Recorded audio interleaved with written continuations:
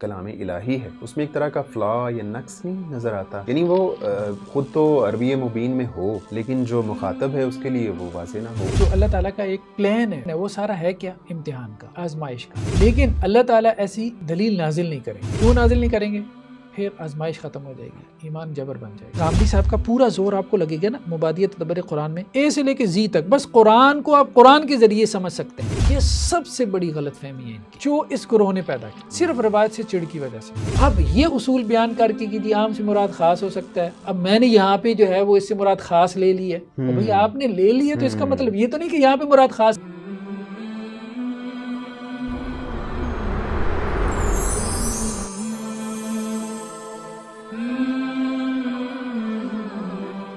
بسم اللہ الرحمن الرحیم۔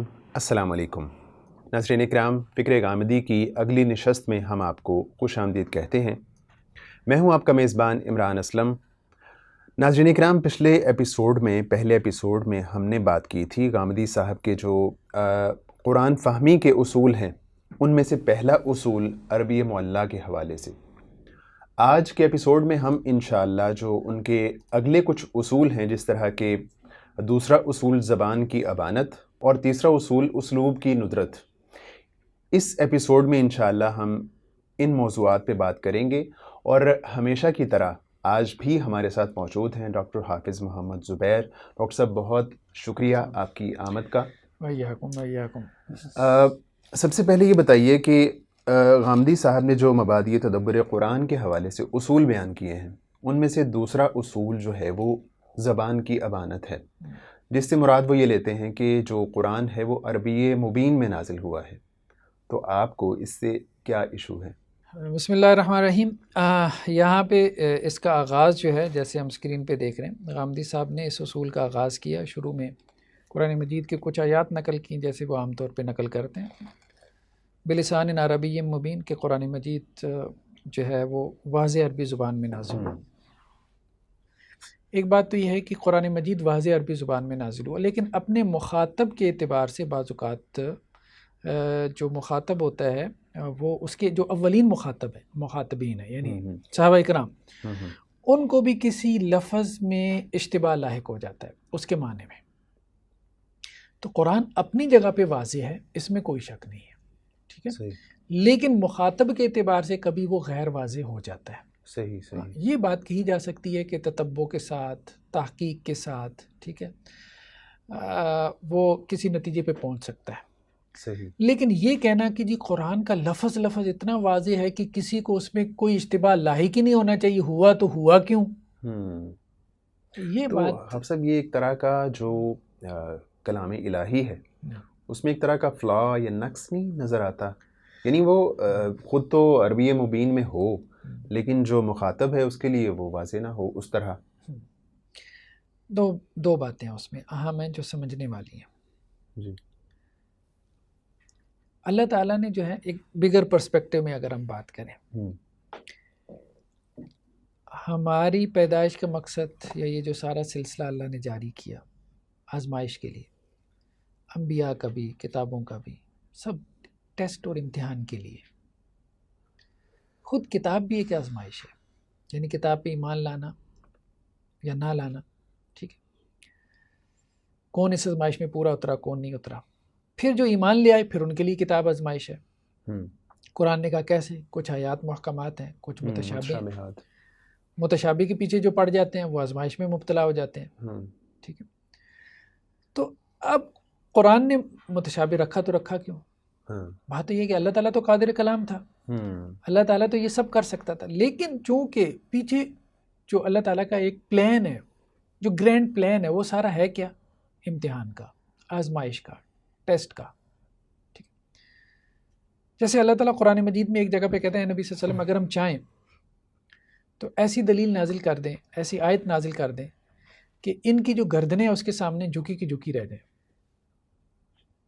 آناکم لہا خاضعین، مطلب سر بھی نہ اٹھا سکے اس دلیل کے سامنے۔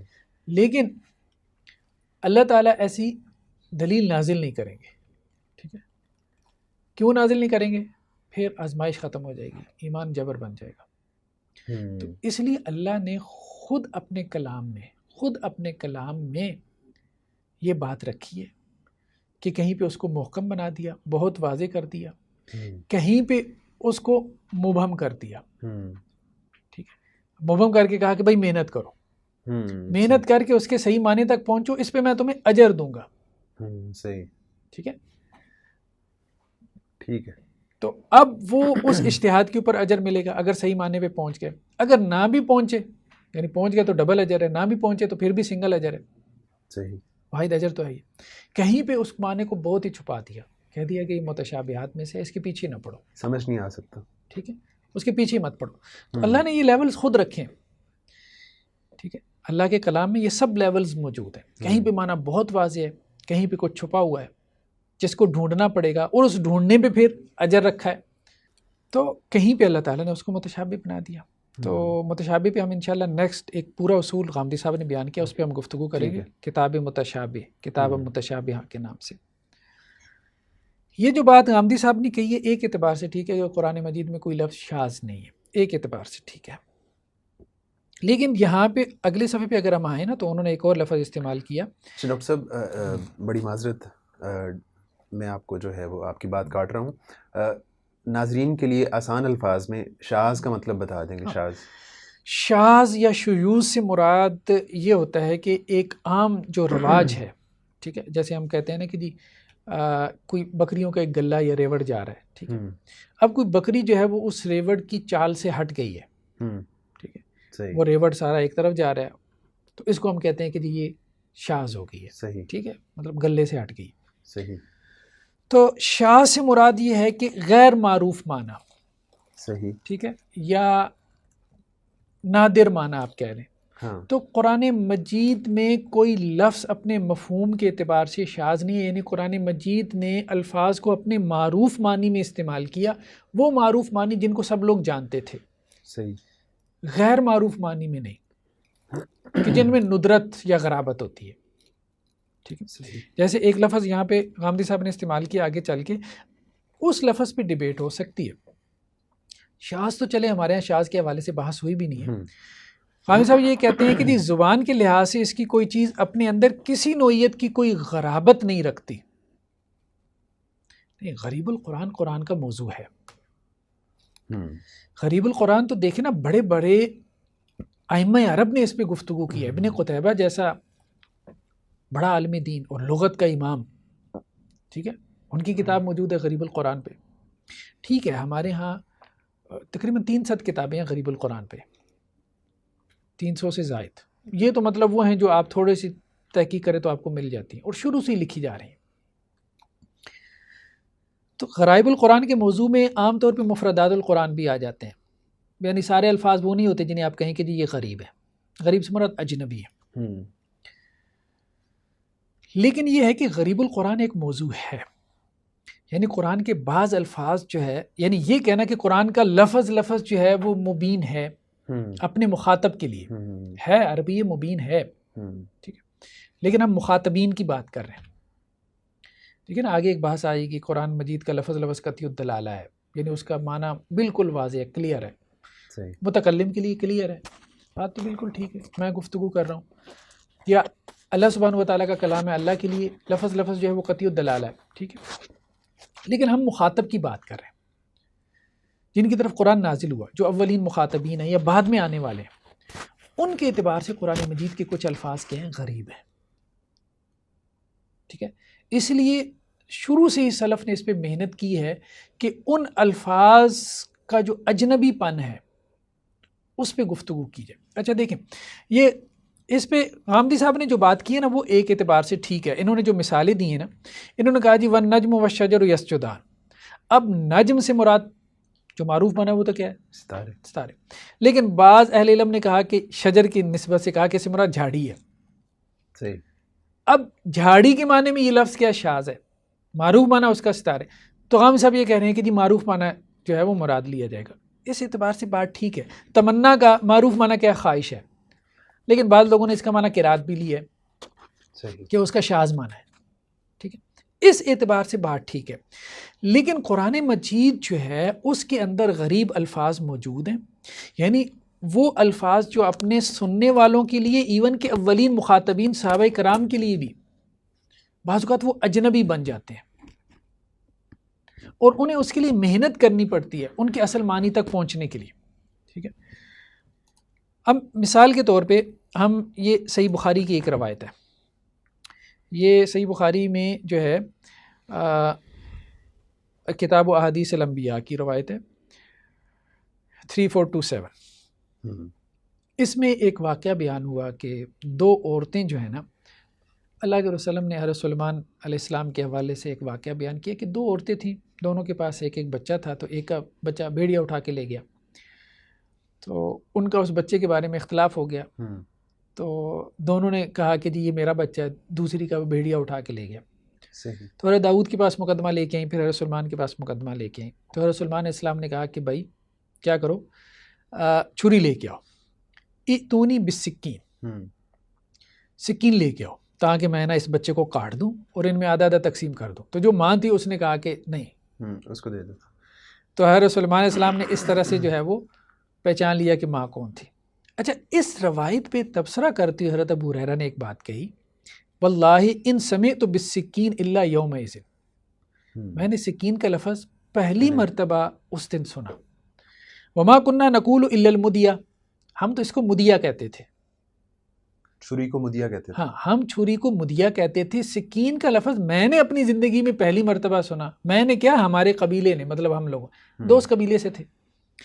تو ایک لفظ جو ہے نا ایک پورے قبیلے کے لیے اجنبی ہو سکتا ہے، تھے وہ بھی عرب، ٹھیک ہے، لیکن ان کے پورے قبیلے کے لیے اجنبی ہو سکتا ہے. ٹھیک ہے. تو اس اعتبار سے یعنی عرب کے لیے اگر ایک لفظ اجنبی ہو سکتا ہے تو اجمیوں کے لیے تو بالاولا اجنبی ہو سکتا ہے یا غریب ہو سکتا ہے. تو اس لیے غریب القرآن ہمیشہ سے سلف صالحین کا یا ائمہ دین کا یا ائمہ لغت کا موضوع رہا ہے کہ قرآن مجید کے غرائب پہ موضوع بحث کرنا، کہ قرآن کا لفظ بعض اوقات واضح نہیں ہوتا، اپنے مخاطب کے لیے واضح نہیں ہوتا، اور مخاطب جو ہے نا اس کے لیے محنت کرتا ہے تو اس کے بعد پہنچ جاتا ہے، پہنچ جاتا ہے، یا آپ کہہ سکتے ہیں پہنچ سکتا ہے. بعض اوقات غلطی بھی ہو سکتی ہے، نہیں بھی پہنچ سکتا. دوسری بات یہ ہے کہ بعض اوقات جو ہے نا مخاطب کے سامنے معنی تو واضح ہوتا ہے، لیکن جو اصل معنی ہے یا معنی کی آپ کہہ لیں گہرائی ہے وہ واضح نہیں ہوتی. اچھا، صحابہ کرام سے جو اقوال مروی ہیں نا، جو صحابہ کرام نے مختلف آیات کے بارے میں کہا کہ جی ہمارے علم میں نہیں کہ اس سے کیا مراد ہے، تو وہ عموماً اس نوعیت کے ہیں.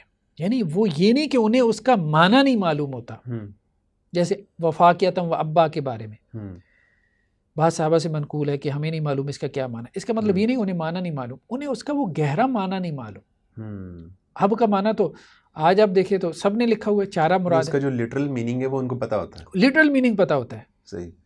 لیکن اب سے مراد چارہ ہے، لیکن چارے کی کون سی قسم ہے یہ ہمارے علم میں نہیں. جیسے اب ایک جو ہے نا اثر سے یہ بات کھل کے ہمارے سامنے آئے گی. یہ تفسیر تبری ہے، ہم سکرین پہ دکھا رہے ہیں. اس میں حضرت عبداللہ ابن عباس سے ایک بات مروی ہے، یہ فاطر السماوات والارض کی شرح میں. حضرت عبداللہ ابن عباس کہتے ہیں کہ مجھے نہیں معلوم تھا کہ فاطر السماوات والارض کے کیا معنی ہیں. کنت لا ادری ما فاطر السماوات والارض. اب انہیں معلوم تھا کہ فاطر السماوات والارض، ظاہر پتہ ہے، ہمارے بچے کو بھی پتہ ہے، ان کو کیوں نہیں پتہ. لیکن اللہ نے کہیں اپنے آپ کو خالق کہا ہے، ٹھیک ہے، کہیں مبدی کہا ہے، کہیں اللہ تعالیٰ نے فاطر کہا ہے. تو فرق کیا ہے خلق کا فطر سے؟ صحیح، یہ ہے معنی کی گہرائی. تو اس پہ حضرت عبداللہ بن عباس کہتے ہیں کہ میرے پاس دو عرابی آئے، بدو آئے، وہ آپس میں ایک کنویں کے بارے میں جھگڑا کر رہے تھے. صحیح. تو ان میں سے ایک نے دوسرے سے کہا، اس جھگڑے میں کہا، مجھ سے فیصلہ کروانا چاہتے تھے نا، ایک کہہ رہا تھا میرا کنواں ہے، دوسرا کہتا میرا. ایک نے دوسرے سے کہا انا فطرتھا. صحیح. تو یعنی وہ یہ کہہ رہا تھا انا ابتدأتھا، میں نے پہلی مرتبہ اس کو جو ہے وہ کھودا ہے. صحیح. یعنی پہلے میں نے کھودا تھا، بعد میں ٹھیک ہے تم نے اس کو مرمت وغیرہ کر لی. صحیح. تو فاتر اصل میں اس کو کہتے ہیں جو پہلی مرتبہ پیدا. تو بعض اوقات یہ ہوتا ہے کہ قرآن کا لغوی معنی تو ظاہر ہوتا ہے، ٹھیک ہے، لیکن اس کے معنی کی گہرائی جو ہے نا وہ واضح نہیں ہوتی. تو وہ علماء کیا کرتے ہیں غریب القرآن میں پھر تتبع کر کے، ٹھیک ہے، اس کے نظائر اور شواہد وغیرہ تلاش کر کے اس کی معنی کی گہرائی تک پہنچتے ہیں. یہ بھی ہو جاتا ہے. ایک تو ہم نے کہا نا کہ ایک قبیلے کی لغت میں قرآن مجید نازل ہوا، ایک قبیلے میں کوئی فصیح لفظ قرآن نے اٹھا لیا، دوسرے قبیلے میں اس کا مترادف استعمال ہو رہا تھا تو دوسرے قبیلے کو بات سمجھ میں ہی نہیں آئی. ایک وجہ تو یہ ہو گئی. دوسری وجہ یہ ہو گئی کہ جی اس کا گہرا معنی سمجھ میں نہیں آیا، ٹھیک ہے، یعنی ایک عمومی معنی اس کا فوراً ذہن نے وہ سمجھ لیا. تیسرا بعض اوقات یہ ہوتا ہے کہ متکلم جو ہے نا، جو ایک عرفی معنی ہوتا ہے وہ مراد نہیں لے رہا ہوتا. صحیح، یعنی بات کہنے والا عرفی معنی مراد نہیں لے رہا ہوتا. اب مخاطب کے ذہن میں تو عرفی معنی ہوتا ہے. اب یہ جو غامدی صاحب نے یہ بات کی نا کہ عربی معلیٰ ٹھیک ہے وہ ایک سورس ہے، لیکن بعض اوقات عربی معلیٰ نے تو آپ کا عرفی معنی بیان کیا نا، تو متکلم نے عرفی معنی مراد ہی نہیں لیا. مثال کے طور پہ یہ صحیح بخاری کی روایت ہے 4629 کہ جب یہ آیت نازل ہوئی الذین آمنوا ولم یلبسوا ایمانہم بظلم، ٹھیک ہے، جو لوگ ایمان لے کے آئے اور انہوں نے اپنے ایمان کے ساتھ ظلم کو شامل نہیں کیا، ٹھیک ہے. اب اس پہ صحابہ نے کہا اللہ کے رسول صلی اللہ علیہ وسلم کہ ایسا کون شخص ہے جس نے ظلم نہ کیا. اب ظلم کا عرفی معنی ظلم تھا، لیکن مخاطب نے اس سے مراد ظلم نہیں لیا. تو اللہ کے رسول صلی اللہ علیہ وسلم نے کیا کہا کہ تم نے وہ آیت نہیں پڑھی ان شرک لظلم عظیم، کہ یہاں ظلم سے کیا مراد ہے؟ شرک مراد ہے. تو بعض اوقات جو ہے وہ مخاطب کے ذہن میں جو معنی ہوتا ہے وہ متکلم مراد نہیں لے رہا. اچھا یہ بات بہت اہم ہے، یعنی لغت کے ذریعے سے، عربی معلیٰ کے ذریعے سے آپ جس بات تک پہنچ سکتے ہیں وہ کیا بات ہے؟ وہ بات ہے عرفی معنی، ٹھیک ہے. لیکن عرفی معنی کے بجائے اگر متکلم، ساری بات ہے، متکلم ظلم سے کوئی بالکل اپوزٹ میننگ تو نہیں مراد لے گا نا، ٹھیک ہے، ظلم کو اسپیسیفائی کر دے گا، یعنی جو چیز وہ مراد لے گا ہوگی وہ بھی ظلم، ٹھیک ہے، لیکن یہ ہے کہ وہ معنی محدود ہو جائے گا. عام طور پہ لوگوں کے ذہن شاید اس طرف نہ جا رہے ہوں کہ یہ بھی کوئی ظلم ہے. تو آپ سب یعنی جب ایک متکلم کوئی غریب لفظ استعمال کرے گا تو یہ کون طے کرے گا کہ یہ معنی جو ہے عرفی ہے یا جو عرفی معنی سے ہٹ کے ہے؟ دیکھیں اصل بات یہ ہے کہ قرآن مجید میں اصل تو ہم لغت کو دیکھیں گے، ٹھیک ہے، اور عربوں کا جو عرف ہے ہم اس کو دیکھیں گے، اس کے مطابق ہم قرآن کی شرح و وضاحت کریں گے.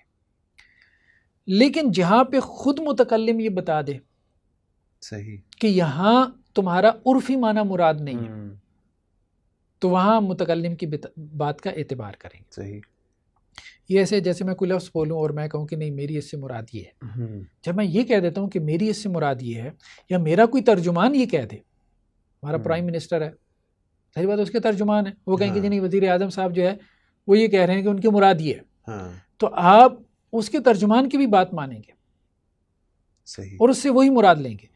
تو اللہ تعالیٰ خود یہ کہہ دیں کہ میری یہ مراد ہے، یا اللہ کے رسول صلی اللہ علیہ وسلم یہ بتا دیں کہ اللہ کی یہ مراد ہے، تو پھر ہم وہاں پہ وہ مراد جو ہے وہ مراد لیں گے. وہاں پھر ہم عمومی معنی یا ہم لغوی معنی یا ہم اس کے عرفی معنی کی طرف نہیں جائیں گے. تو ایک تیسری بات یہ بھی ہو سکتی ہے کہ قرآن کا لفظ غریب ہو جاتا ہے، اجنبی ہو جاتا ہے ہمارے لیے، اس اعتبار سے کہ متکلم اس سے وہ عرفی معنی مراد نہیں لے رہا ہوتا، ہمارے ذہنوں میں وہ عرفی معنی ہوتے ہیں. تو اس میں تتبع کرنا پڑتا ہے، لیکن وہ تتبع جو ہے وہ پھر ہمیں کہاں پہ کرنا پڑے گا؟ خود قرآن کے اندر بھی اور قرآن کے علاوہ بھی، دونوں جگہ پہ ہمیں کرنا پڑے گا. صحیح. اب اس میں دیکھیں، خیر ان لوگوں نے محنت کی ہے، فرائی صاحب نے بھی کی ہے، اصلاحی صاحب نے بھی محنت کی ہے، لیکن بعض جگہوں پہ دیکھیں نا ان کو بھی بڑی غلطی لگ گئی. یہ جو کہتے ہیں نا جی قرآن عربی مبین میں ہے. اگر عربی مبین میں ہے تو اتنی بڑی غلطیاں کیوں لگتی ہیں آپ لوگوں کو بھی؟ آپ لوگ تو مطلب 25 30 40 سال آپ لوگوں نے غور کیا. اور پھر کوئی اختلاف بھی نہیں ہونا چاہیے. قرآن مجید کی ایک آیت ہے وَالسَّمَاءَ بَنَيْنَاهَا بِأَيْدٍ، کہ ہم نے آسمان کو جو ہے وہ قوت سے پیدا کیا. یہ تدبر قرآن ہے، اسکرین پہ ہم نے اس کو کھولا ہوا ہے. تو اصلاحی صاحب لکھتے ہیں کہ اید کے معروف معنی تو ہاتھ کے ہیں. اچھا یہاں پہ یہ غلطی ہے، یہاں پہ یہ اید ید کی جمع ہے ہی نہیں. اچھا صحیح. وَالسَّمَاءَ بَنَيْنَاهَا بِأَيْدٍ لکھا ہوا ہے بِأَيْدٍ، لیکن انہوں نے رسم پہ غور نہیں کیا. اچھا رسم میں یہاں پہ 2 یا ہیں. یدن کی جمع بھی ایدن ہی آتی ہے، یدن کی جمع بھی ایدن ہی آتی ہے، لیکن اس میں 2 یا نہیں ہے، 1 یا ہے. رسم میں 2 یا لکھی گئی ہے. صحیح. یہ اس طرف اشارہ تھا کہ یہ ید کی جمع نہیں ہے. ٹھیک ہے، یہ ید کی جمع. اصلاحی صاحب نے اس کو کہا کہ جی عید کے معروف معنی تو ہاتھ ہیں، یعنی اس نے اس کو ید کی جمع سمجھ لیا کہ ایدن ہے، لیکن کہا کہ جی لیکن یہ قدرت اور قوت کی تعبیر کے لیے آتا ہے، لیکن اصل میں یہ ید کی جمع تھی نہیں. صحیح. ید کا مادہ ہے اصل میں یا دال یا. عید کی جمع ایدی بھی آتا ہے نا، اول الایدی والابصار. جی. ایدی میں وہ دوسری یا واپس لوٹ آئی ہے، آخر میں یا آ گئی، تو یا دال یا اس کا مادہ ہے. صحیح. ید کی جمع ایدن، یا وہ اس کو آپ معرب باللام کریں تو الایدی آ جاتا ہے. لیکن اس کا مادہ اصل میں جو ہے وہ، اب یہ دیکھیں نا صاحب کشاف والے نے کیا کہا ہے اسی آیت کی تفسیر میں، اور یہ زمخشری کو خیر بہرحال اور بھی لوگ کہتے ہیں، انہوں نے بھی لکھا ہے کہ وہ امام اللغہ ہے. ٹھیک ہے، تو امام اللغہ تو یہ بھی ان کو مانتے ہیں. تو زمخشری یہ کہتے ہیں کہ یہ لفظ کیا ہے، آد یعید، یعنی اس کا مادہ کیا ہے، حمزہ یا دال. ٹھیک ہے، تو اس کا یہ مادہ ہے، اور یہ قوت اور طاقت کے معنی میں آتا ہے. اس کا مادہ یا دال یا نہیں ہے. یا دال یا نہیں ہے. یا دال یا سے بنتا ہے، یا دال یا مادے سے بنتا ہے یدن، جس کی جمع آتی ہے ایدن. ٹھیک ہے، یا ایدی آ جاتی ہے. جی. ٹھیک ہے، تو اس کو اصلاحی صاحب نے یہ سمجھ لیا، ایدن لکھا ہوا تھا کہ یہ یدن کی جمع ہے. بیسیکلی اس لفظ کا مادہ ہے حمزہ یا دال، آدھا یا ایدو سے ہے. ٹھیک ہے، صحیح. اور یہ لفظ جو ہے وہ قوت اور طاقت کے معنی میں. ٹھیک ہے، یعنی یہ استعارتاً نہیں لیا گیا، یہ اس کا لغوی معنی یہی ہے. ویسے تو آپ دیکھیں گے نا کہ جو ہمارے ہاں سلفی نقطہ نظر ہے آیات صفات میں، وہ تعویل کا نہیں ہے. تعویل نہیں کرنا. ہاتھ ہے تو اس کا معنی وہ ہاتھ ہی کرتے ہیں، کیفیت بیان نہیں کرتے. یہاں پہ آ کے آپ دیکھیں کہ وہ بھی یہی معنی قوت کا کرتے ہیں. وَالسَّمَاءَ بَنَيْنَاهَا بِأَيْدٍ. ٹھیک ہے، کہ ہم نے آسمان کو قوت سے پیدا کیا. کیونکہ اصل میں اس کا روٹ ورڈ ہاتھ والا ہے ہی نہیں، اس کا مادہ ہاتھ والا ہے ہی نہیں، لیکن اصلاحی صاحب کو غلطی لگی. ٹھیک ہے، اور غامدی صاحب کے البیان میں بھی یہی نظر آ رہا ہے کہ وہ اس کو نہیں پہچان پائے، اس چیز کو نہیں پہچان پائے. تو کہنے کا مقصد یہ ہے کہ جو یہ سارے اصول وضع کر رہے ہیں خود ان کو غلطی لگ جاتی ہے. ان کے لیے ایک لفظ جو ہے قرآن مجید کا اجنبی ہو جاتا ہے. تو اس غلطی لگنے سے آپ کیا مقدمہ ثابت کرنا چاہتے ہیں؟ ہم یہ کہہ رہے ہیں کہ قرآن مجید جو ہے، قرآن مجید جی واضح ہے، بالکل واضح ہے، یہ بات مانی، لیکن مخاطب کو غلطی لگ جاتی ہے. اتنا واضح بھی نہیں ہے، اتنا واضح بھی نہیں ہے کہ آپ کہیں کہ جو بھی قرآن کھولے گا نا اس کو صحیح بات ہی سمجھ میں آئے گی. اصل میں یہ جو مقدمہ قائم کرتے ہیں نا، یہ کہتے ہیں بھئی ہم نے تو غور کیا قرآن پہ 20 25 30 سال، ہمیں تو قرآن سمجھ میں آ گیا، تم لوگوں نے چونکہ غور ہی نہیں کیا تو تمہیں سمجھ ہی نہیں آئی. قرآن تو بالکل واضح تھا، تم لوگوں نے ٹائم ہی نہیں دیا قرآن کو، تو تمہیں تو سمجھ ہی نہیں آئی، ہم نے ٹائم دیا تو ہمیں سمجھ میں آ گئی. یہ اصل میں یہ مقدمہ قائم کرنا چاہتے ہیں، یہ مقدمہ بالکل غلط ہے. صحیح. بعض اوقات ایک انسان سالہ سال غور و فکر بھی کرتا رہتا ہے لیکن وہ صحیح بات تک نہیں پہنچ پاتا. تو قرآن واضح ہے، اپنی جگہ پہ واضح ہے، اپنی جگہ پہ واضح ہے. آپ یوں کہہ سکتے ہیں کہ جمہور کو، میجورٹی کو غلطی نہیں لگ سکتی، پوری امت کو غلطی نہیں لگ سکتی اس کے سمجھنے میں. اس کے عربی مبین ہونے کا مطلب یہ ہے کہ امت کو غلطی نہیں لگے گی یا میجورٹی کو غلطی نہیں لگے گی. ہاں افراد کو غلطی لگے گی، جیسے اصلاحی صاحب کو، فرائی صاحب کو، غامدی صاحب کو، ٹھیک ہے، ان لوگوں کو غلطیاں لگی ہیں بہت سارے مقامات پہ. انہوں نے یہ سمجھا کہ جو غور کرے گا نا اس کو غلطی نہیں لگے گی، اور وہ ہم نے کر لی ہے. صحیح. اور باقیوں نے نہیں کیا. حالانکہ یہ مقدمہ بھی غلط ہے کہ باقیوں نے غور نہیں کیا. باقی ان سے زیادہ محنت کر کے بیٹھی ہوئی ہیں قرآن کے اوپر. وہ تو پڑھنے کی بات ہے نا کہ آپ اس محنت کو پڑھیں، اس کو اسٹڈی کریں تو پھر آپ کو اندازہ ہو. ٹھیک ہے. ٹھیک ہے ڈاکٹر صاحب، یعنی جو قرآن کا مفہوم ہے اس کے اعتبار سے قرآن میں غریب یا شاذ لفظ موجود ہو سکتے ہیں، موجود ہیں، غریب الفاظ ہیں، غریب الفاظ موجود ہیں. مخاطب کے اعتبار سے وہ غریب ہوتے ہیں، ٹھیک ہے. اور مخاطب بعض اوقات اس کے صحیح معنی تک پہنچ پاتا ہے، بعض اوقات نہیں پہنچ پاتا. عام طور پہ ہوتا یہ ہے کہ ایک اجتماع کو غلطی نہیں لگتی، تو اس لیے اجتماع کی رائے کی بڑی اہمیت ہے. صحیح. ہم جو کہتے ہیں نا روایت کے ساتھ جڑو، یار اتنوں کو غلطی نہیں لگ سکتی. ائمہ لغت اتنے بڑے بڑے، ائمہ دین، فقہائے مت، ان کو غلطی نہیں لگ سکتی، فرد کو لگ سکتی ہے. یعنی یہ کوئی محنت سے حاصل نہیں. دیکھیں نا، ایک زبان واضح ہے، آپ کہہ رہے ہیں ہزاروں کو نہیں سمجھ میں آئی، ایک کو سمجھ میں آ گئی. اگر زبان واضح ہے تو مجھے بتائیں اس سے بڑی غلط بات کوئی نہیں ہے کہ وہ 1000 کو سمجھ نہیں آ رہی، ایک کو سمجھ میں آ رہی. وہ کون سی، مطلب بچے کی زبان ماں کو سمجھ میں آ رہی ہے تو وہ بچے کی زبان واضح ہے. ماں کہتی ہے مجھے تو سمجھ میں آ رہی ہے، باقی سارے لوگ کہہ رہے ہیں کہ جی نہیں ہمیں نہیں سمجھ میں آ رہی، کیا کہہ رہا ہے یہ، کیا مینڈمنٹ کر رہا ہے. تو کہنے کا مقصد یہ ہے کہ یہ بات غلط ہے کہ جی ہمیں سمجھ میں آ گئی. واضح زبان اسی کو کہتے ہیں جو اکثریت کو سمجھ میں آتی ہے. قرآن اگر عربی مبین ہے تو میجورٹی کبھی اس کو سمجھنے میں غلطی نہیں کرے گی. جو میجورٹی کو سمجھ میں آیا ہے کیونکہ وہ خود واضح ہے تو میجورٹی کو تو سمجھ میں آنا چاہیے. الا یہ کہ وہ پہلے سے پلان کر کے بیٹھے ہم نے سمجھنا ہی نہیں ہے، تو اتنا کون سٹوپڈ ہوگا. تو پھر جب عبداللہ بن عباس کہتے ہیں کہ جو فطرہ کا لفظ ہے اس کا مطلب مجھے یعنی پوری طرح سمجھ نہیں آتا، تو کیا اسی زمانے میں دیگر لوگوں کو وہ سمجھ آ رہا تھا؟ دیکھیں انہوں نے 2 ادبو جو بدو تھے ان سے یہ بات سمجھی ہے نا، یہی بات کی نا، 2 بدو میرے پاس آئے. صحیح. تو وہ یہاں سے وہی بات ثابت ہو جاتی ہے کہ قریش جو ہے نا، ضروری نہیں کہ قریش کی زبان میں وہ فصاحت ہو جس سے آپ قرآن فہمی کے اس درجے کو پہنچیں جو اللہ کا مقصود ہے. ضروری نہیں کہ وہ آپ کو قریش سے ملے. ٹھیک ہے. تو یعنی قرآن جو ہے شاذ جو ہے مخاطب کے اعتبار سے شاذ الفاظ کے باوجود عربی مبین ہی میں ہے.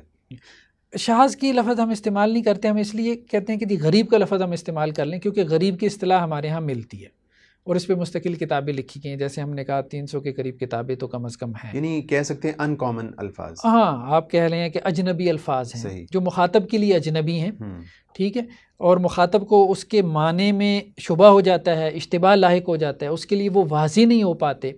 ہاں یہ نہیں ہو سکتا کہ جی ایک اجتماع کو شبہ ہو جائے. دیکھیں جب آپ یہ دعویٰ کریں گے نا، یہ دعویٰ اگر آپ کریں گے کہ جی 14 صدیوں میں قرآن کسی کو سمجھ نہیں آیا اور فرائی صاحب یا اصلاحی یا غامدی صاحب کو سمجھ میں آیا، تو آپ یہ دعویٰ کریں قرآن عربی مبین نہیں ہے، یعنی عربوں کو سمجھ نہیں آیا.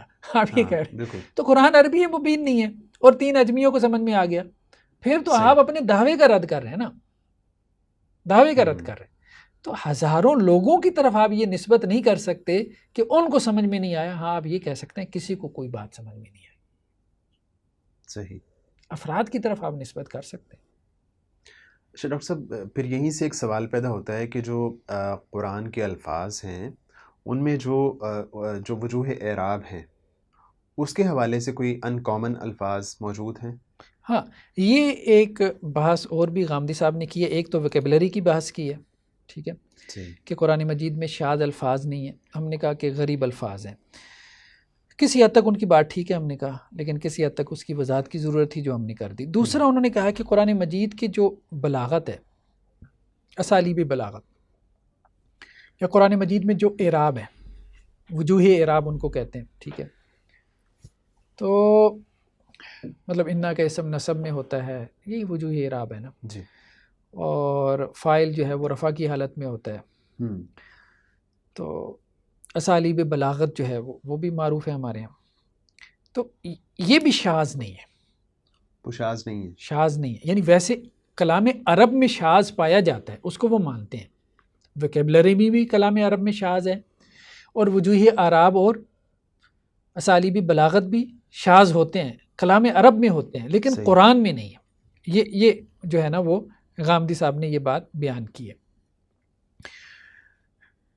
دیکھیں ہم شاذ کی بات نہیں کرتے، پہلے بھی ہم نے کہا ویکیبلری کے بارے میں بھی یا مفردات کے بارے میں بھی کہ غریب ہے، کم از کم یہ بات کہی جا سکتی ہے.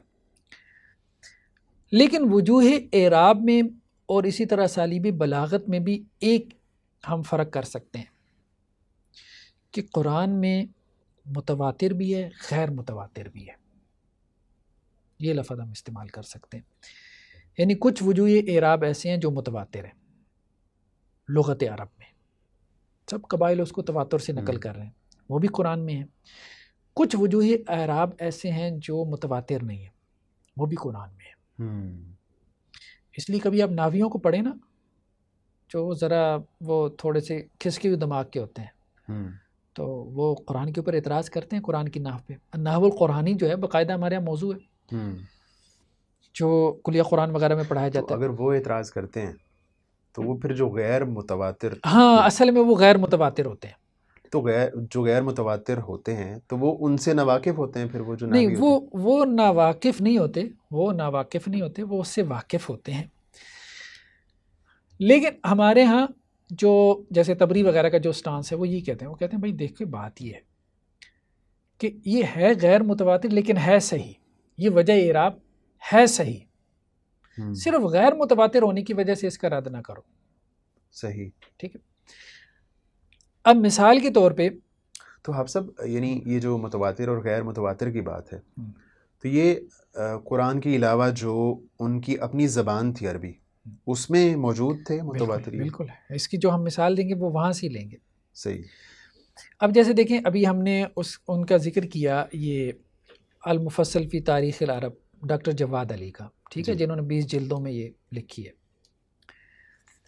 یہ اسی پہ لغات العرب پہ یہ ڈسکس کر رہے ہیں.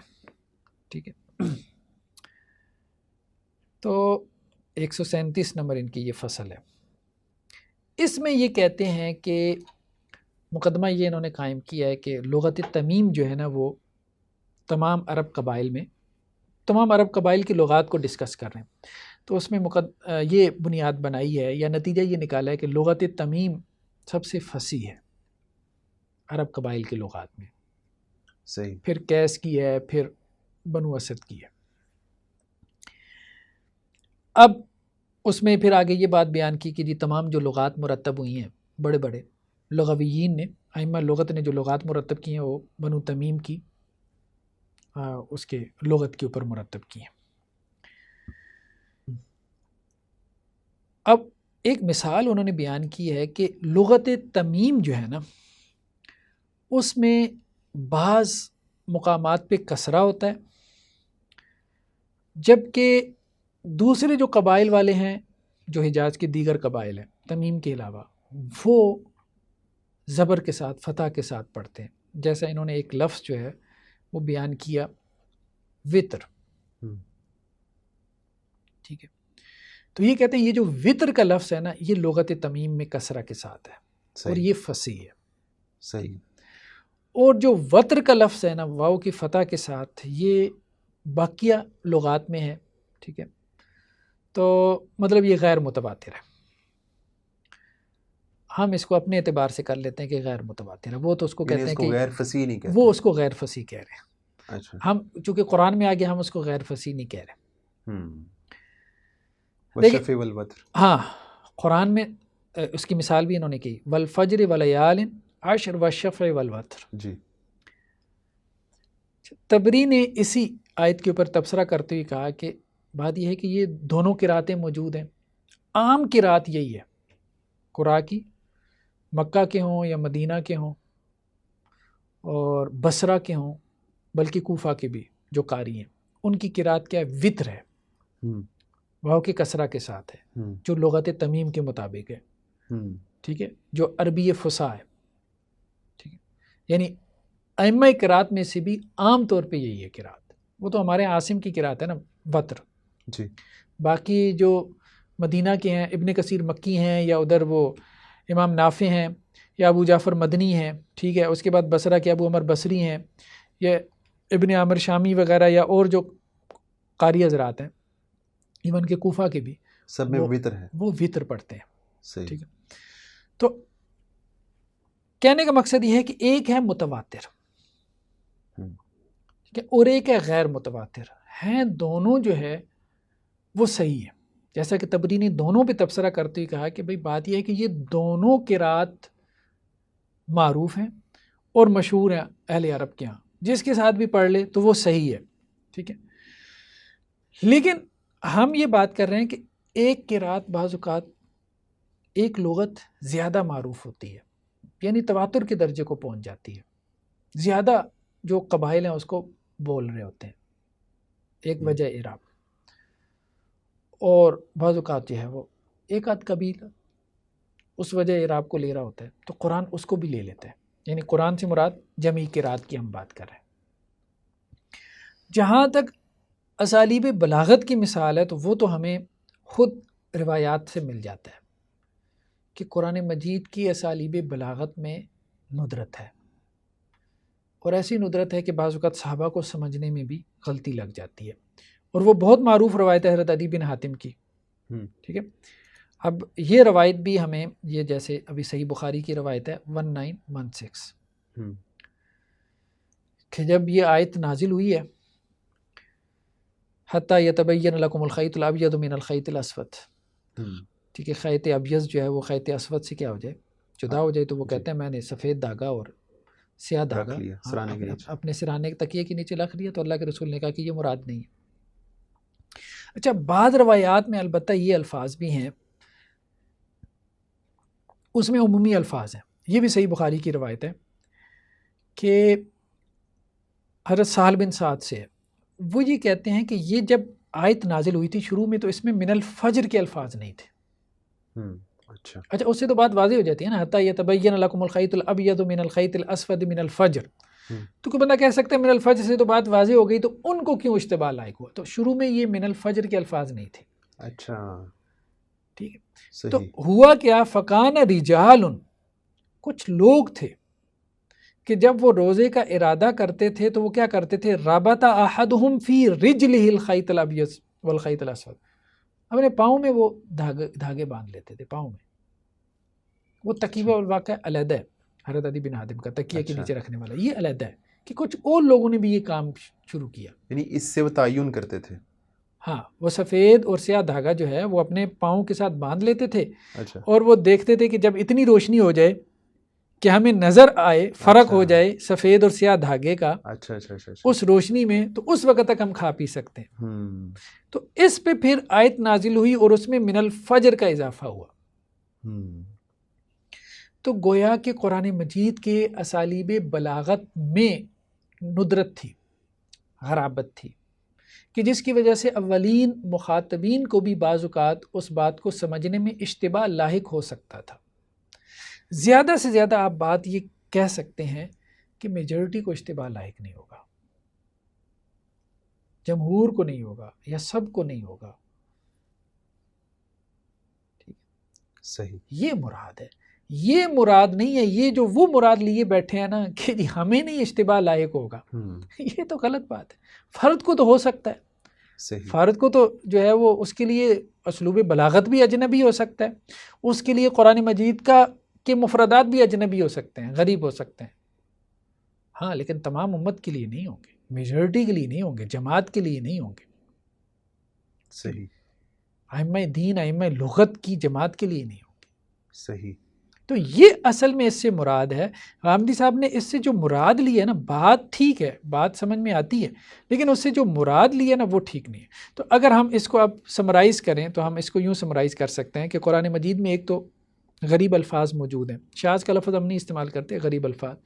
وہ غریب الفاظ جو ہے وہ کبھی تو اس وجہ سے مخاطب کے لیے غریب ہوتے ہیں کہ وہ کسی دوسرے قبیلے سے ہے اور قرآن کا وہ لفظ اس کے قبیلے کی ویکیبلری کے مطابق نہیں ہے، اور بعض اوقات اس لیے غریب ہوتے ہیں کہ وہ قرآن کا لفظ تو ہے اس کے قبیلے کی ویکیبلری میں ہے لیکن یہ ہے کہ اس کی گہرائی تک نہیں پہنچا ہوا، اور کبھی یہ ہوتا ہے کہ وہ قرآن نے جو لفظ استعمال کیا قرآن نے اس کو اس کے عرفی معنی میں استعمال نہیں کیا، تو اب اس میں جب تک متکلم خود واضح نہیں کرے گا اس کے معنی تک نہیں پہنچ پائے گا، تو اسے کسی ایکسٹرنل سورس کو دیکھنا پڑے گا اس کے لیے، ٹھیک، کہ جس سے اسے متکلم کی منشا معلوم ہو۔ ٹھیک، یہ اصل میں ان کا ذہن یہ بھی ہے، غامدی صاحب کا پورا زور آپ کو لگے گا نا مبادیہ تدبر قرآن میں، کہ الف سے لے کے یا تک، اے سے لے کے زی تک، بس قرآن کو آپ قرآن کے ذریعے سمجھ سکتے ہیں، یعنی قرآن فہمی کی کوئی ایکسٹرنل سورس نہیں ہے۔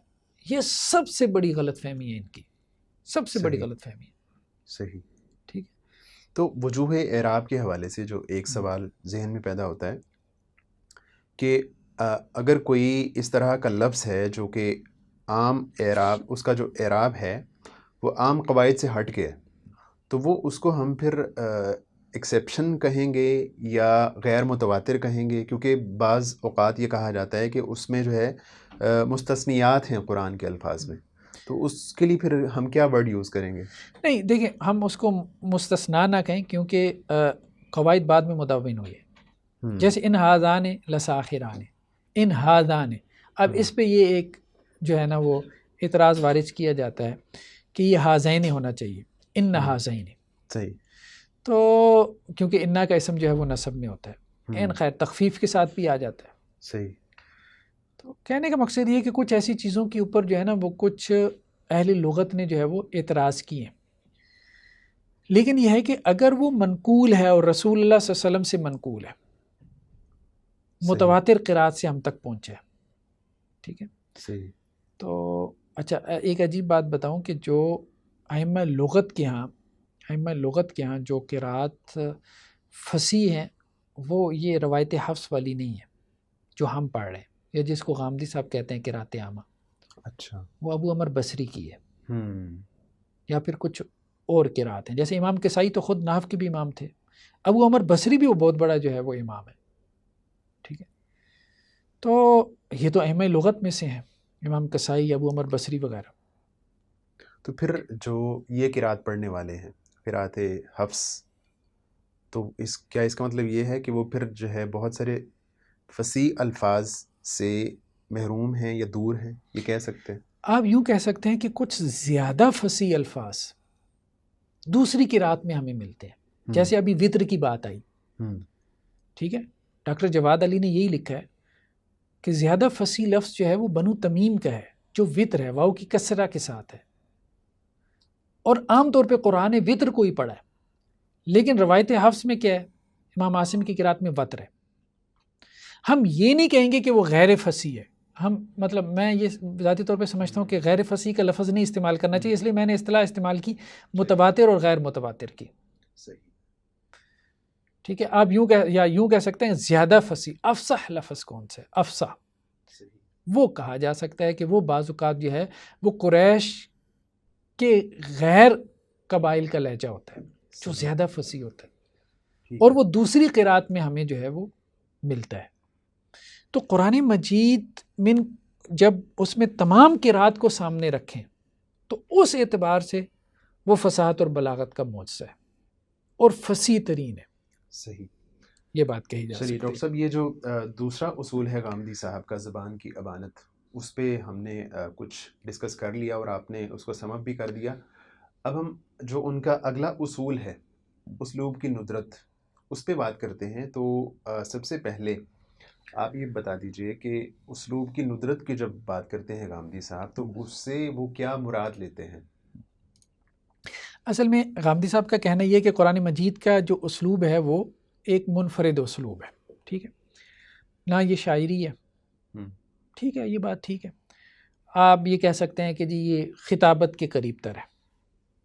ویسے قس بن سعیدہ کے اگر آپ خطبے وغیرہ پڑھیں نا تو اس کا انداز ہمیں لگتا ہے کہ قرآن کے قریب قریب ہے، تو اس حد تک بات ٹھیک ہے، اس میں کوئی ایسی بات نہیں ہے، لیکن یہاں پہ غامدی صاحب نے کچھ 3 باتیں کی ہیں۔ ایک بات تو انہوں نے کی کہ قرآن کو سمجھنے کے لیے نا ہمیں وہ پس منظر سمجھنا ہے کہ جس میں قرآن مجید نازل ہوا. یہ بات بہت اہم ہے, وہی جو پہلے بھی آئی ہے. لیکن یہ کہتے ہیں وہ پس منظر قرآن میں ہے. بھائی قرآن میں کہاں سے آ گیا؟ قد سمع اللہ قول التی تجادلک فی زوجہا, اللہ نے سن لی اس عورت کی بات جو آپ سے جھگڑا کر رہی ہے اپنے شوہر کے بارے میں. پس منظر سے مراد یعنی شان نزول, ہاں وہ واقعہ جس کی وجہ سے وہ آیت نازل ہوئی, جس وجہ سے وہ آیت, جس کے بغیر آپ اس آیت کو سمجھ ہی نہیں سکتے. کون خاتون تھی, کیا مسئلہ تھا اس کا, کیوں آئی تھی آپ کے پاس؟ وہ کہتے ہیں کہ وہ بھی قرآن میں شامل ہے. وہ آپ قرآن سے ہی معلوم کریں, قرآن سے معلوم کریں گے, قرآن سے ہی آپ نکالیں گے. کیسے قرآن سے نکالیں گے؟ قرآن بعض اوقات جو ہے وہ واقعے کو نہیں بیان کرتا. قرآن صرف اس واقعے پہ تبصرہ کرتا ہے. واقعہ تو آپ کو شان نزول کی روایات سے ملے گا. تو یہ کہنا کہ قرآن فہمی قرآن سے شروع ہوگی قرآن پہ ختم ہو جائے گی, اس سے بڑی غلط فہمی کوئی نہیں ہے جو اس گروہ نے پیدا کی ہے, صرف روایت سے چڑ کی وجہ سے. روایت سے چڑ کی وجہ سے قرآن کو آپ اس کے ایکسٹرنل سورسز کے بغیر سمجھ ہی نہیں سکتے. تو پھر جو اس فکر کے لوگ ہیں, وہ فراہی صاحب ہوں, اصلاحی صاحب ہوں یا غامدی صاحب ہوں, تو وہ پھر شان نزول کی روایات کو اپنی تفسیر کا حصہ نہیں بناتے.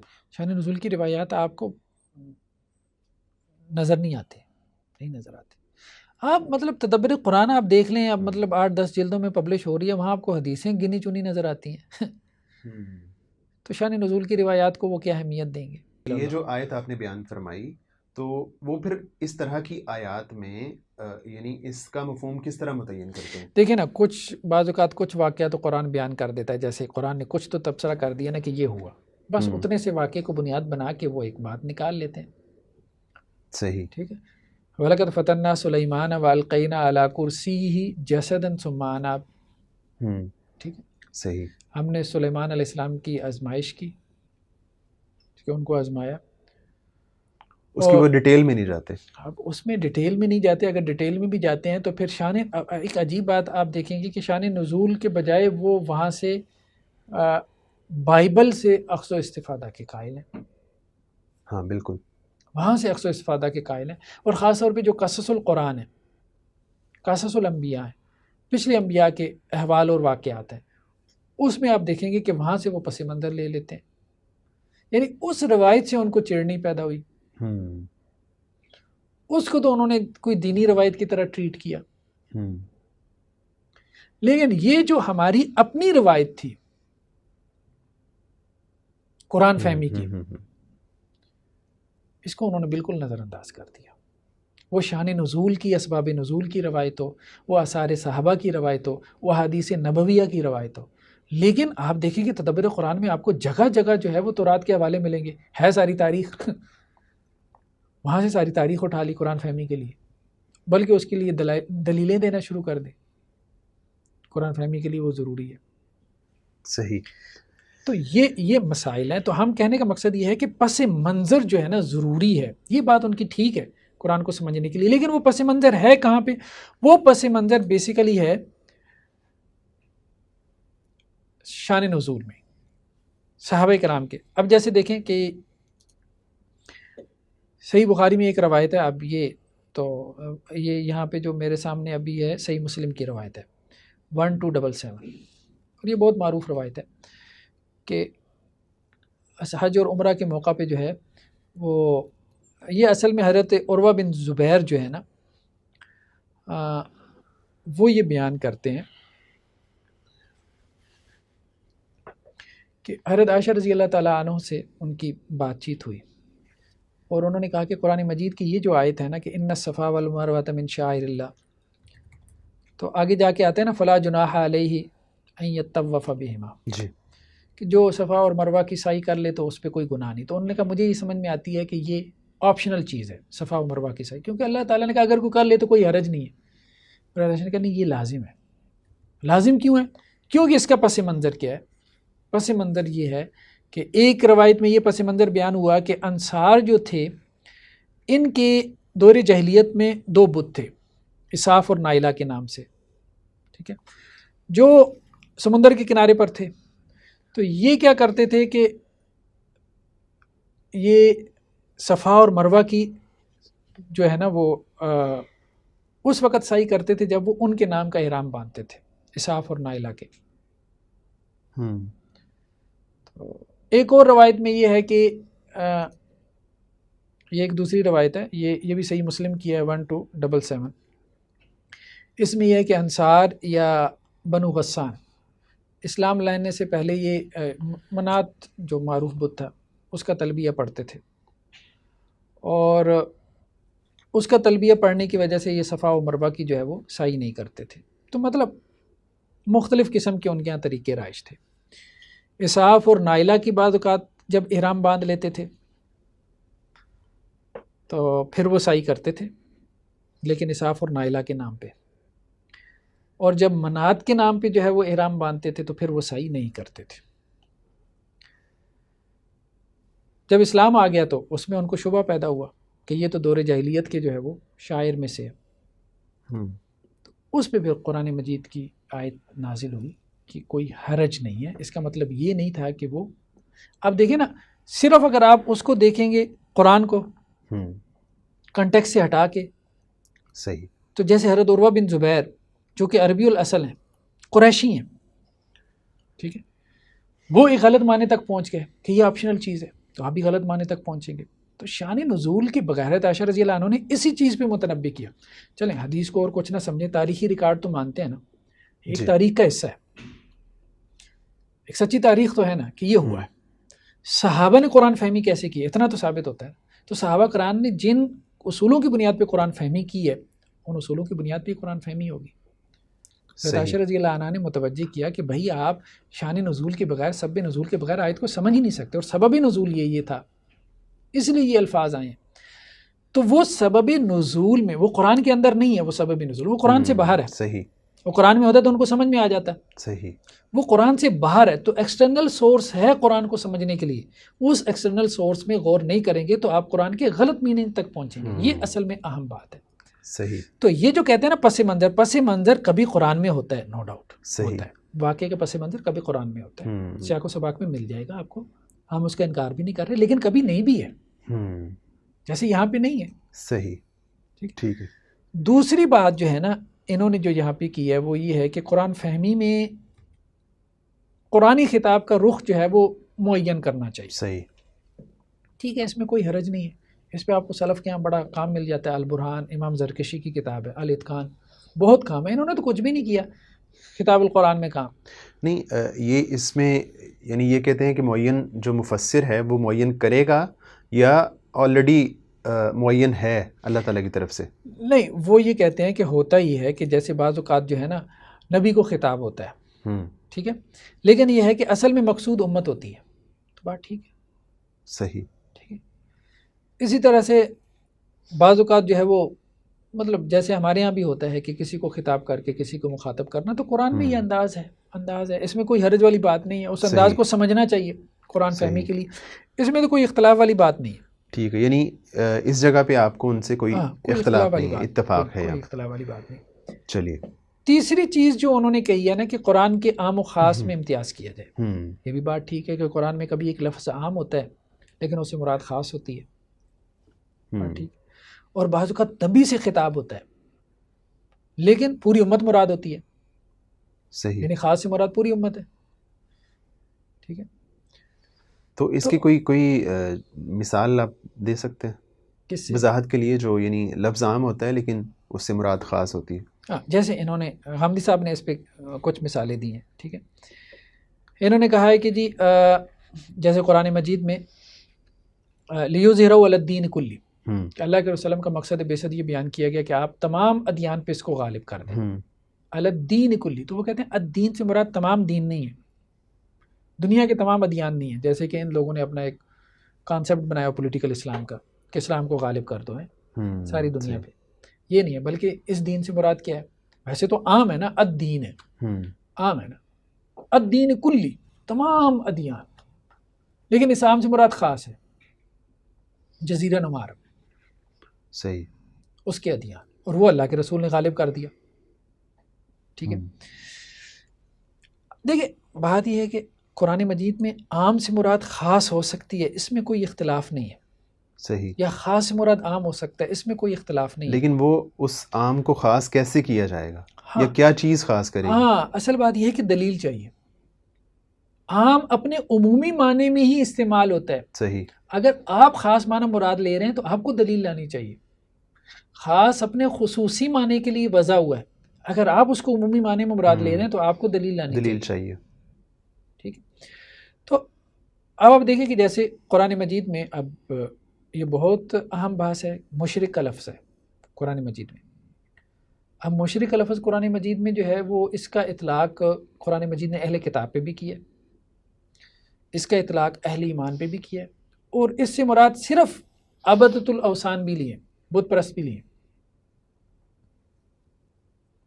صحیح. تو اب قرآن مجید میں کہاں وہ لفظ عام ہے، کہاں وہ خاص ہے. ٹھیک ہے. جیسے دیکھیں نا قرآن مجید میں کئی مقامات پہ مشرک سے مراد، ٹھیک ہے اب یہ بات ٹھیک ہے کہ قرآن مجید میں کئی مقامات میں مشرک سے مراد جو ہے وہ عبادۃ الاوثان ہے، بت پرست ہے.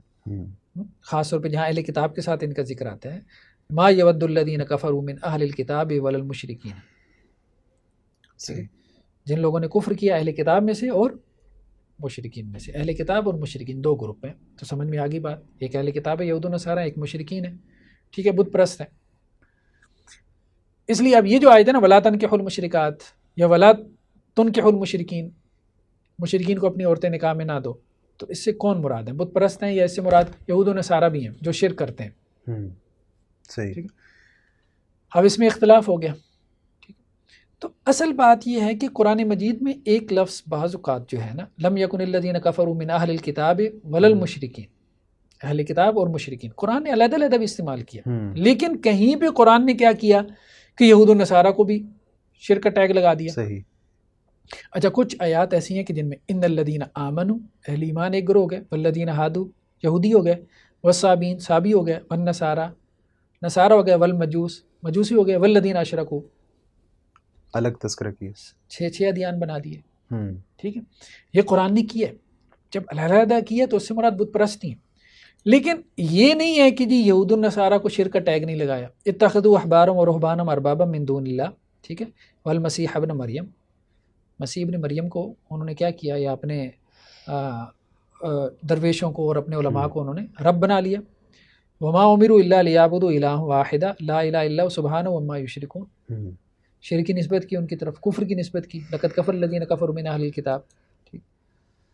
اسی طرح قرآن نے مطلب وہ کہتے ہیں نا امت مسلمہ شرک نہیں کر سکتے. وَإِنْ أَطَعْتُمُوهُمْ إِنَّكُمْ لَمُشْرِكُونَ، اگر تم ان کی اطاعت کرو گے تم بھی مشرک ہو جاؤ گے. یہ اہل ایمان کو خطاب ہے. تو کہنے کا مقصد ہے کہ مشرک کا لفظ جو ہے نا وہ اب کہاں پہ عمومی معنی میں ہے، کہاں پہ خصوصی معنی میں ہے، تو یہاں پہ اختلاف ہو سکتا ہے. اب یہ اصول بیان کر کے کہ جی عام سے مراد خاص ہو سکتا ہے، اب میں نے یہاں پہ جو ہے وہ اس سے مراد خاص لے لی ہے. بھئی آپ نے لے لی ہے تو اس کا مطلب یہ تو نہیں کہ یہاں پہ مراد خاص ہی ہے. صحیح، کوئی دلیل چاہیے اس کے لیے. دلیل چاہیے نا، دلیل چاہیے آپ کو.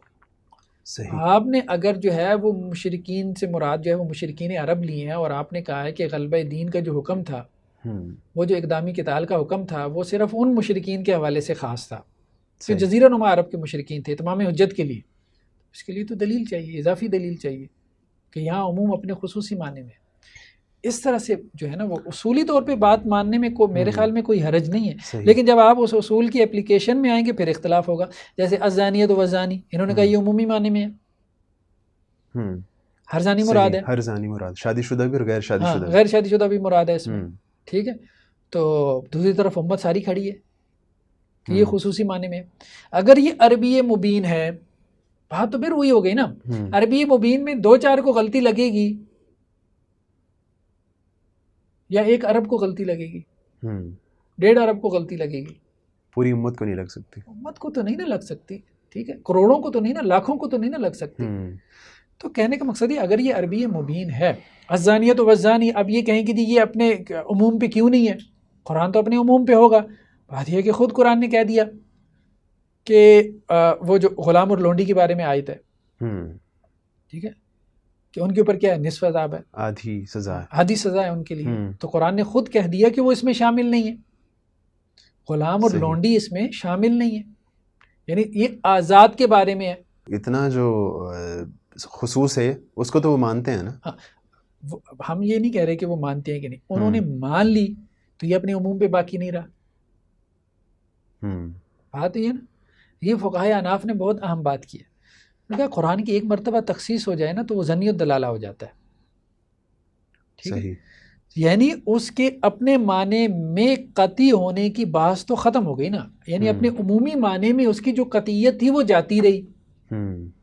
ایک تخصیص بھی آ گئی نا تو مطلب وہ اپنے عموم پہ باقی نہیں ہے. اب وہ اپنے عموم, وہ عام اپنے عموم پہ باقی نہیں ہے, خود قرآن نے تخصیص کر دی. اب چونکہ وہ اپنے عموم پہ باقی نہیں ہے تو بھائی دوسرا بھی یہ خاص معنی ہی بیان کر رہا ہے نا. صحیح. تو اس کو تو پھر وہ قطعی کہتے ہوں گے جس نے خاص کیا, وہ قطعی ہوگا یا نہیں ہوگا وہ معنی؟ ہاں نہیں, وہ ہم آگے چل کے دیکھتے ہیں انشاءاللہ اس کو قطعی الدلالہ میں. صحیح. ہاں تو لیکن وہ اس کو نہیں, قطعی نہیں کہتے. بہت شکریہ ڈاکٹر صاحب. جزاکم اللہ. ابھی ہم اس پروگرام کو جو ہے وہ اختتام کی طرف لے کے جاتے ہیں. ناظرین کرام, آج ہم نے جو ہے وہ غامدی صاحب کا جو دوسرا اور تیسرا اصول ہے قرآن فہمی کا, زبان کی ابانت اور اسلوب کی ندرت, اس پہ بات کی. اور ڈاکٹر صاحب کی طرف سے جو ہے جن چیزوں پہ اتفاق تھا وہ بھی چیزیں سامنے آ گئیں, اور جن چیزوں پہ اختلاف تھا وہ بھی چیزیں سامنے آ چکی ہیں. تو جو ہے یہ پروگرام جب اپلوڈ ہوگا تو اس کے بعد اگر آپ کا کوئی سوال ہو, کوئی کویسچن ہو, تو آپ جو ہے وہ کمنٹس میں کر سکتے ہیں. جو پازیٹیو کمنٹس ہوں گے, سوالات ہوں گے, ان کو ہم انشاءاللہ ویلکم کریں گے. اور جو کوئی ایسا سوال ہوگا اس کو ہم انشاءاللہ جو ہماری آئندہ ایپیسوڈ ہوگی, اگلا پروگرام ہوگا, پہلے وہ سوال ڈسکس کریں گے اور اس کے بعد اپنے موضوع پہ بات چیت کریں گے. ابھی ہمیں دیجیے اجازت, انشاءاللہ اگلے ایپیسوڈ میں آپ سے ملاقات ہوتی ہے. اللہ حافظ.